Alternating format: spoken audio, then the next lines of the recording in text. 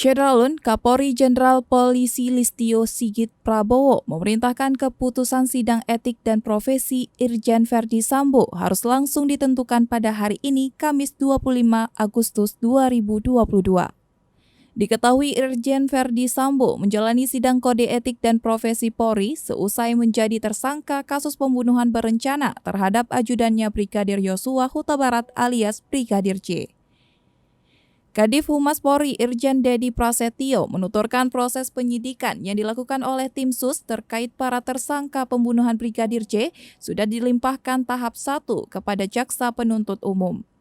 Ia menuturkan pihaknya juga berkomitmen untuk menyelesaikan perkara ini secepatnya, termasuk penanganan anggota-anggota yang dinilai telah merintangi penyidikan atau obstruction of justice. Diberitakan sebelumnya, Kapolri Jenderal Listio Sigit Prabowo mengungkap 97 anggota polisi diperiksa buntut penanganan dugaan kasus pembunuhan berencana terhadap Brigadir Yosua Huta Barat alias Brigadir J di rumah Irjen Verdi Sambo. Hal tersebut diungkapkan oleh Kapolri Listio Sigit saat menghadiri pemanggilan Komisi 3 DPR RI.